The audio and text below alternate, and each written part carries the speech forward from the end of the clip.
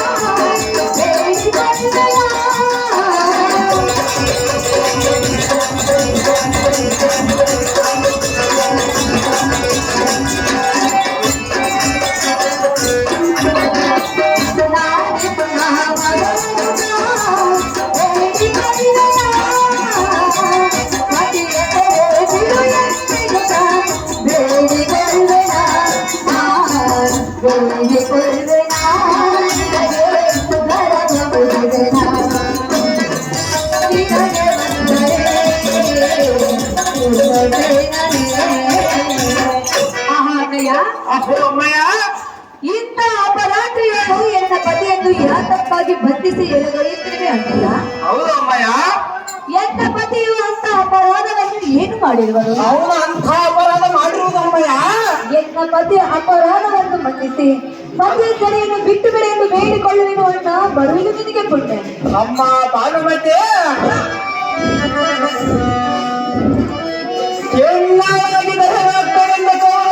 ಬಿಡುಗಡೆ ಮಾಡಲು ಬೇಡಿಕೊಳ್ಳುವುದು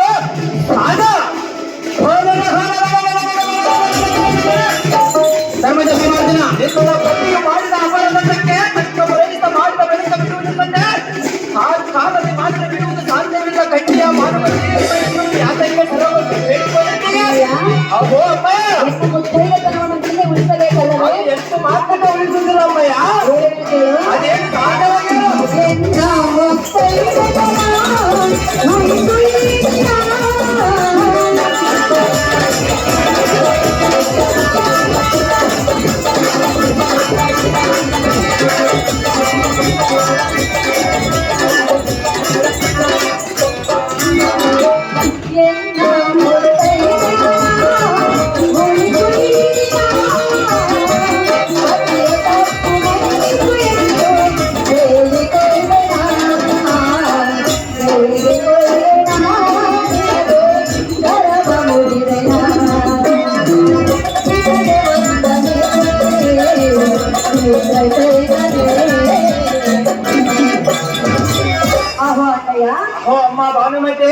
ನಮ್ಮನ್ನೆಲ್ಲ ಈಗಿನ ಕುರಿತು ತೋರುವುದು ಎಷ್ಟು ಮಾತ್ರಕ್ಕೂ ಸರಿಯಲ್ಲ. ಅದು ಎಷ್ಟು ಮಾತ್ರಕ್ಕೂ ಸಾಧ್ಯವಿಲ್ಲ ಅಮ್ಮಯ್ಯ.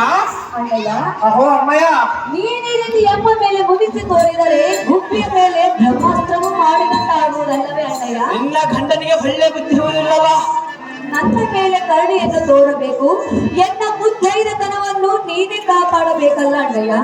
ನನ್ನನ್ನು ನಿನ್ನ ಮಗಳೆಂದು ಭಾವಿಸಿಕೊಂಡು ಈ ಎನ್ನ ಪತಿಯ ಸೆರೆಯನ್ನು ಬಿಟ್ಟು ಬಿಡಿ ಎಂದು ಬೇಡಿಕೊಳ್ಳುವುದು ಗಂಧರಾಯ ನೀ ತೋರು ಎನ್ನುವುದಯ್ಯ. ಆಹೋ ಅಮ್ಮ ಭಾನುಮತಿ, ಎನ್ನ ಗಂಡನ ಬಿಡುವುದಕ್ಕೆ ಎನ್ನ ಅಧಿಕಾರವಿಲ್ಲ. ನೀನು ಎನ್ನನ್ನು ಕೇಳುವುದು ತರವಲ್ಲ. ಅಹೋ ಅಮ್ಮ ಭಾನುಮತಿ, ಧರ್ಮದ ವಿಮರ್ಶನ ಗಂಡನ ಬಂದು ಎಂಬ ದೇಶವನ್ನು ಬೆಳೆಸಿಕೊಂಡು ನಿನ್ನ ಗಂಡನ ಬಿಟ್ಟರೆ ಇವನಿಗೆ ಮಾಡುವ ಶಿಕ್ಷೆಯು ಆ ದೇವೇಂದ್ರನು ಎನಗೆ ಮಾಡುವೇನ. ಆದ್ದರಿಂದ ಇವನ ಬಿಡಲಾರೆ ಮಗನೇ. ನಿನಗೆ ಆಸಕ್ತಿ ಇಷ್ಟ ಸುಮ್ಮನೆ ನಿನ್ನ ಪಟ್ಟಣಕ್ಕೆ ತರಲು ಸುಮ್ಮನೆ ನಿನ್ನ ಪಟ್ಟಣಕ್ಕೆ ತೆರಳು. ನಿನ್ನ ಪತಿಯು ಸಾಮಾನ್ಯದವನಲ್ಲ.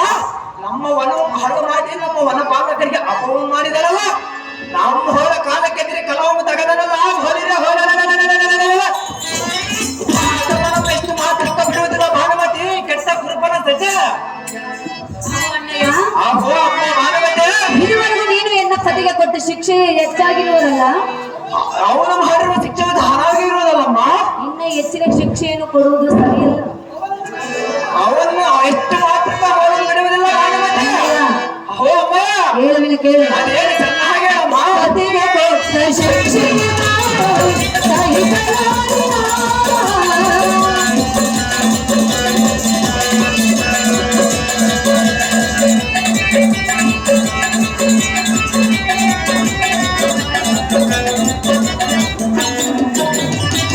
ಪತಿಗೆ ಕೊಟ್ಟ ಶಿಕ್ಷೆಯನ್ನು ಸಹಿಸಲಾರೆನ. ಎಲ್ಲ ಕಥೆಯು ತಪ್ಪುವುದೀಗ ಮನ್ನಿಸಿರುವೆನ. ಮನ್ನಿಸಿರುವೆನ, ನಿನಗೆ ತಿರುಗಬಾರ್ದೆನ. ನಿನಗೆ ಬಂದನೆ ತಿರುಗಸೇನನೆ. ಅಹೋ ಅಣ್ಣಯ್ಯ, ಅಮ್ಮ ಭಾನುಮತಿ, ಇದುವರೆಗೂ ನೀನು ಎಂದ ಪತಿಗೆ ಕೊಟ್ಟ ಶಿಕ್ಷೆ ಹೆಚ್ಚಾಗಿರುವುದಲ್ಲ ಅಣ್ಣಯ್ಯ. ಹೌದು ಭಾನುಮತಿ. ಇನ್ನ ಹೆಚ್ಚಿನ ಶಿಕ್ಷೆಯನ್ನು ಕೊಟ್ಟರೆ ನೋಡಿ ಸಹಿಸಿಕೊಳ್ಳುವ ಶಕ್ತಿಯೂ ಎನ್ನಲಿಲ್ಲ.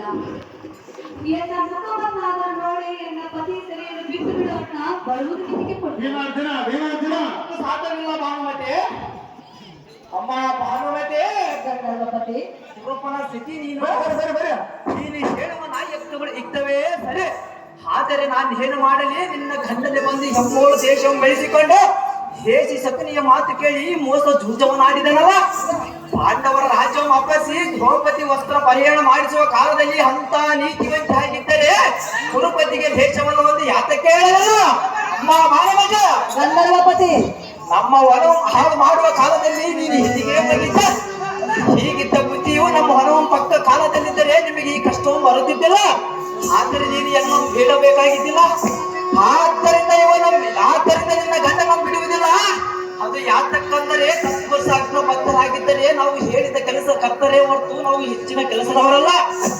ನಿನ್ನ ಗಂಡ ನಾವು ಬಿಡಬೇಕಾದರೆ ಈ ಸ್ಥಿತಿಯ ಕಾರ್ತಕನಾದ ಚಿತಿ ಪುರಂದರಲ್ಲಿ ಹೋಗಿ ಕೇಳಿಕ ತಾಯಿ ಎನ್ನು ಯಾತಕ್ಕೆ ಕಾಡ್ತೀಗ.